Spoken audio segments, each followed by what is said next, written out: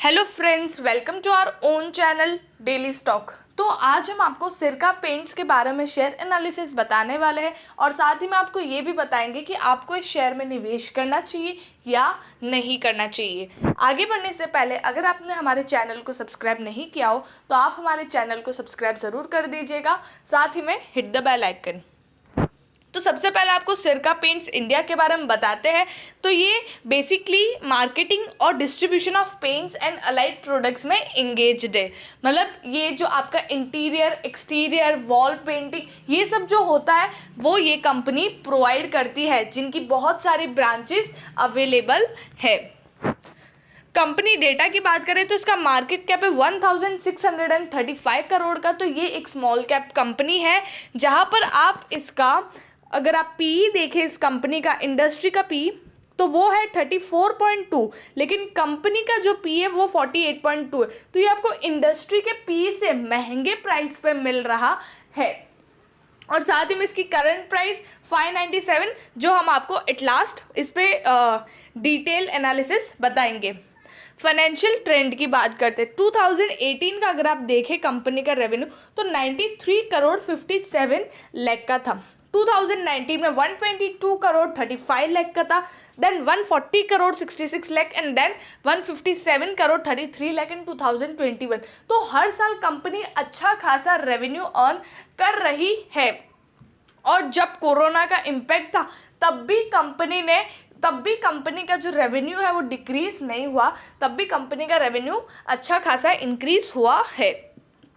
Profits की बात करें तो जो 19 करोड़ 40 लाख का कंपनी को प्रॉफिट था, जो 2020 तक 25 करोड़ 16 लाख का था, लेकिन 2021 में 16 करोड़ 59 लाख का हो गया। तो यहाँ पर कंपनी के जो रॉ मटेरियल्स है उसमें मतलब अच्छी खासी महंगाई, मतलब अच्छा खासा जो होता है रॉ मटेरियल की प्राइस है उसमें इंक्रीमेंट आई है। उस वजह से कंपनी का जो प्रॉफिट है वो इतना डाउन आ गया है। और क्रूड ऑयल वगैरह में भी उनमें भी प्राइस की इंक्रीमेंट आई है। तो पेंट सबसे पहले उससे सफ़र करता है, पेंट इंडस्ट्री, तो वो यहाँ पर आपको दिख गया है।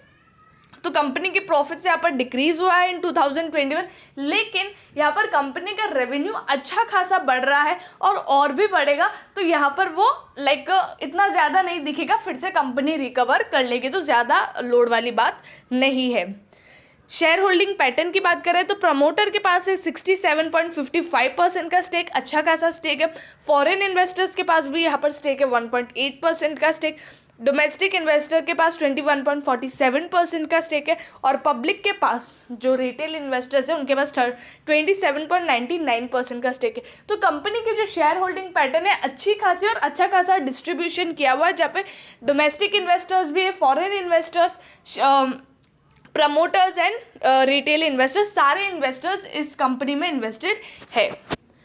रेवेन्यू की बात करें तो मार्च में 47 करोड़ का सेल्स था, जून में 32 करोड़ का सेल्स था, सितंबर में 60 करोड़ का सेल्स था। तो यहाँ पर कंपनी के जो सेल्स में फ्लक्चुएशन है। और नेट प्रॉफिट की बात करें तो मार्च में 15 करोड़ का प्रॉफिट था, जून में 2 करोड़ का प्रॉफिट था और सितंबर में 10 करोड़ का प्रॉफिट था। तो यहाँ पर रेवेन्यू स्टेटमेंट भी अगर आप देखें, मतलब नेट प्रॉफिट में भी यहाँ पर फ्लक्चुएशन है। कभी कंपनी का जो प्रॉफिट अच्छा खासा हो जाता है, कभी यहाँ पर प्रॉफिट में थोड़ी डिक्रीमेंट आ जाती है एज पर द रेवेन्यू। अब रिटर्न रेशोज की बात करें तो मार्च में जैसे कि 13.62% का रिटर्न ऑन इक्विटी था। तो 2021 में जैसे कि आपको पता है कंपनी का जो प्रॉफिट है वो 25 करोड़ से 16 करोड़ पे आ गया। तो कंपनी का जो रिटर्न ऑन इक्विटी वो भी 13% से 8% पे आ गया। और रिटर्न ऑन इक्विटी होता क्या है, जो शेयर होल्डर्स होते हैं जो कंपनी पे पैसा लगाते हैं, तो उस पैसे से कंपनी कैसा काम करती है। तो 13% से 68% पे आ गया ये।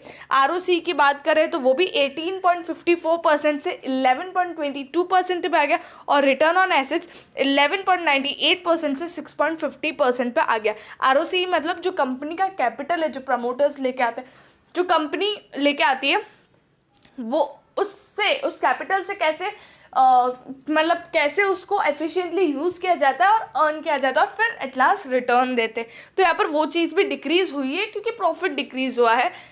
तो इसलिए रिटर्न रेशियोज यहाँ पर डिक्रीजिंग ट्रेंड में है, लाइक डिक्रीज हो रहा है, लेकिन जब प्रॉफिट फिर से रिकवर हो जाएगा तो ये भी नॉर्मल हो जाएगा, तो कोई लोड वाली बात नहीं है। लेवरेज रेशियो जो डेट फ्री था 2021 में कंपनी ने यहाँ पर थोड़ा सा डेट लिया 0.07, और इंटरेस्ट कवरेज रेशियो यहाँ पर डिक्रीज हुआ है, मतलब इंटरेस्ट पे करने की कैपेबिलिटी कंपनी की थोड़ी डिक्रीज हुई है, तो उस वजह से और लेवरेज यहाँ पर कंपनी को थोड़ा सा लेना पड़ा, तो कोई इशू वाली बात नहीं है।